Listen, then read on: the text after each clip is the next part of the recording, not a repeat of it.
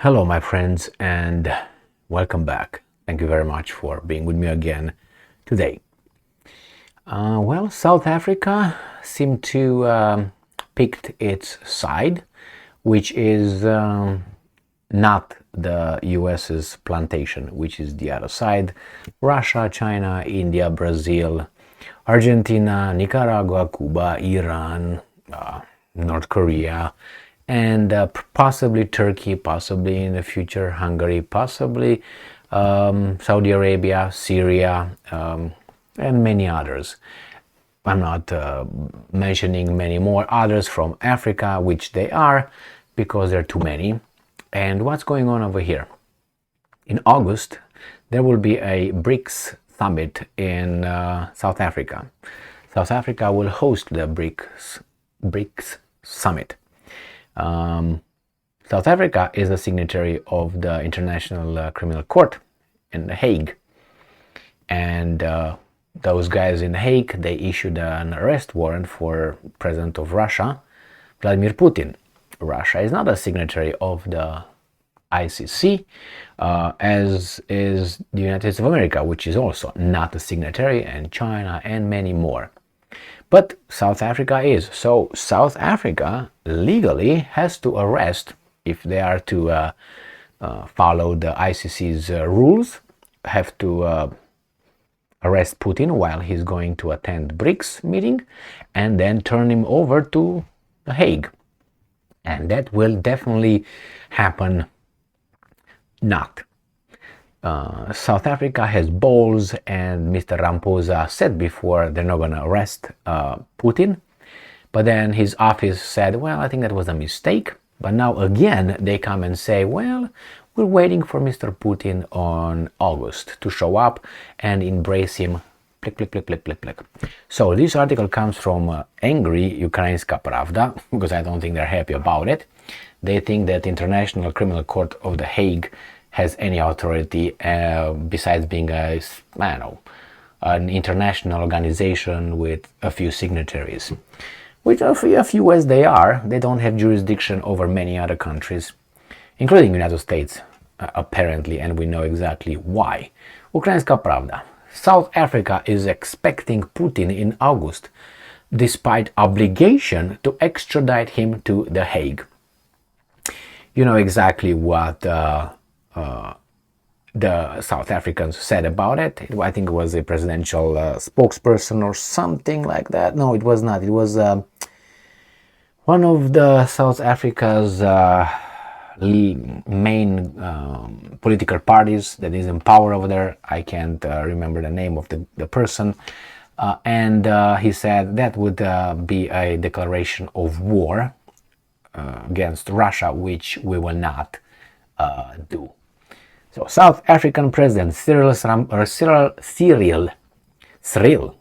Ramaphosa has said that he is expecting Russian President Vladimir Putin to attend the BRICS Summit in August. This guy did not even have a picture of Ramaphosa. That's embarrassing. Despite the country's obligation to arrest him and hand him over to the International Criminal Court. And I'm guessing that you guys all expect that to happen. I don't know how tired one should be to really think that that would happen. I don't know, man. Source, Ramaphosa on Friday, while in Kiev after the African leaders meeting with Zelensky. So he said that while he was in Kiev, took a dump on Zelensky. That's nice. Details, according to the South African leader, they are, and I'm quoting, expecting Putin's arrival and will discuss his visit for the BRICS summit during a bilateral meeting in Moscow on Saturday, which is tomorrow. Quote, this issue is still being discussed and considered. I have already said in South Africa and on other platforms that I will have to make decisions and announce how this BRICS summit will be held. And that is exactly what we will do. End quote. More details. BRICS, an informal grouping of Brazil, Russia, India, China, and South Africa, is due to hold a summit in Johannesburg South Africa in August. However, South Africa has ratified the Rome Statute of the International Criminal Court, which issued an arrest warrant for Putin in March 2023 for his involvement in the mass deportation of Ukrainian children from the occupied territories. This puts South Africa in a delicate position, that's all, and they really want to see which side Africa picks, and they already picked Russia, obviously, as the Rome Statute obliges the parties to arrest anyone against whom a warrant has been issued. More Western signatories have already confirmed that they will do so. Ooh, but Putin did not say he's going to visit them. I'm guaranteeing if Putin was going to visit Austria, Austria will not arrest him, as they said they will. And then there's going to be a nuclear weapon over there, and boom, Austria no more. Or maybe Austria was going to have another Anschluss. Who knows, with, I don't know, Hungary? This time. In addition, Ramaphosa said back in March that South Africa should withdraw from the International Criminal Court, although later his office said it was a mistake. Now this last paragraph is the most important one of almost the most important, the second most important. This is not the first attempt by South Africa to withdraw from the ICC. The country tried to do so in 2016 after it ignored an arrest warrant for former Sudanese President Omar al-Bashir in 2015. So if these guys took a shit on ICC for Mr. Bashir in 2000 whatever, do you think that they will risk Russia? I mean, maybe if you're 5 years old, you will believe that that would happen, that these guys are going to arrest Putin and they're going to put duct tape around his torso, mouth, and ship him with a, I don't know, with a train all across Africa and then underneath the, how do you call it, Mediterranean Sea, straight to the La Hague. Well, I keep dreaming of a white Christmas. Okay, this is exactly what's going to happen. No, if they're not 100% on the other side yet, they're 99.5% on the other side. And they don't say it straight. Sometimes they say it, sometimes, and see how the Americans react. Americans tried to, get them in trouble with that Russian shipment of weapons from, I can't remember, I think it was Pretoria to Russia with that sanctioned vessel, sanctioned by the Americans, which nobody should give up. You know what I mean? If I sanction that guy, well, I'm going to say, hey, Gigi, you can't do business with Mikey because I sanctioned Mikey. But that's the rule-based world order that the United States tries to institute. And I'm sorry. And I'm sorry. I didn't do anything wrong, but I feel at least irritated the fact that I'm on this side, which I love.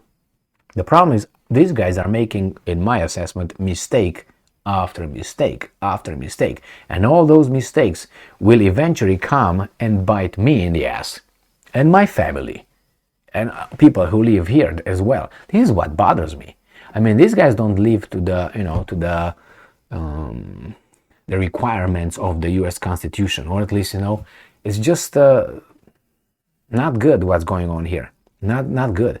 I'm just trying to pinpoint and make a little bit of noise about certain things.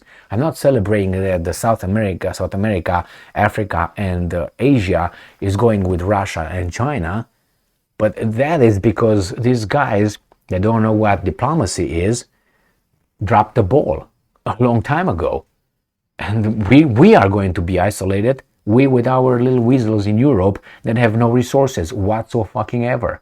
Then what? What are we going to do? I'm going to jerk you off? You're going to jerk me off or something? What are we going to do? Services that we don't need? I mean, we need, but I'm hungry. Now I foresee this is going to be bad for us. I mean, not bad, but worse than it is right now. Instead of being better. But unless these guys are realizing that, but they can't. They realize it, but they have the ego.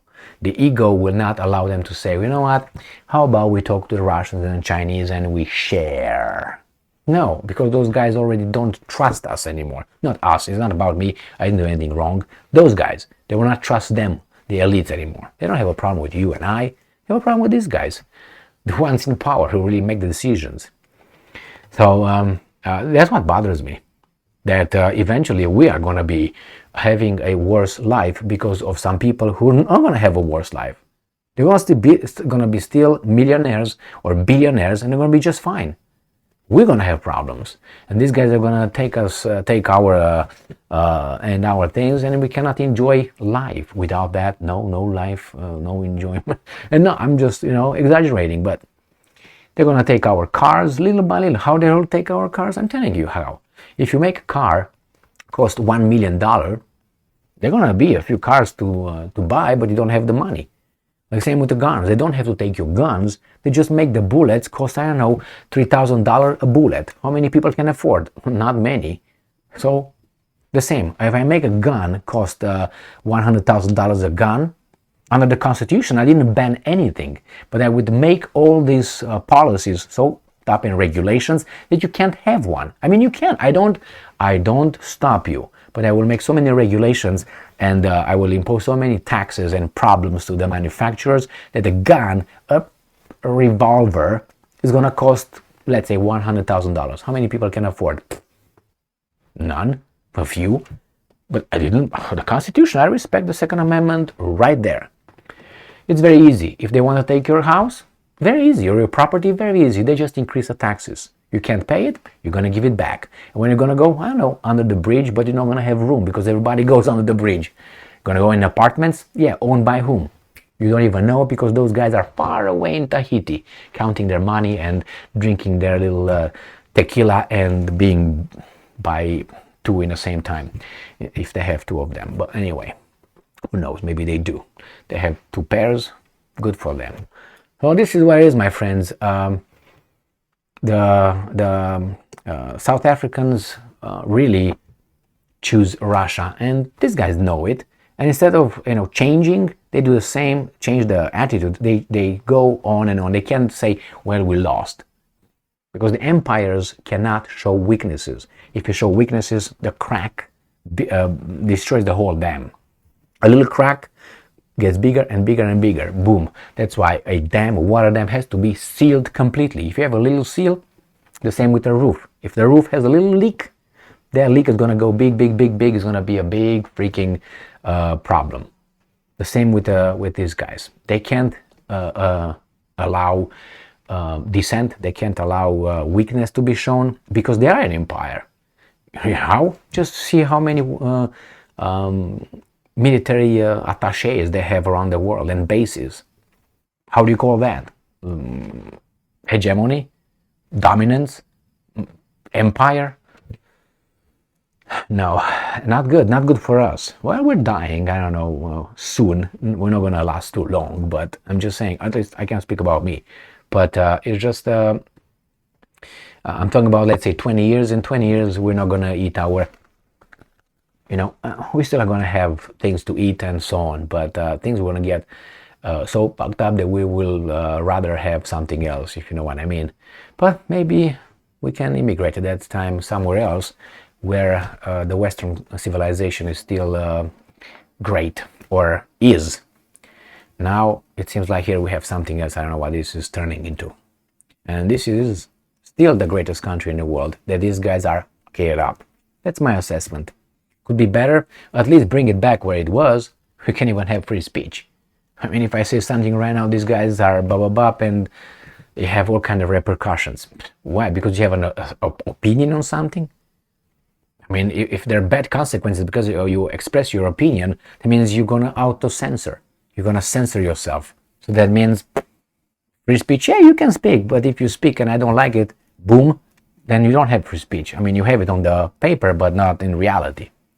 And this is, without free speech, you don't have a free world, you don't have free people, you have what you have. Because with free speech, you can call things out, you can think, you can communicate, you can point things out. This is this is that. You can organize. Thank you very much for being with me again today. Stay strong, stay smart, look for the truth, and be just.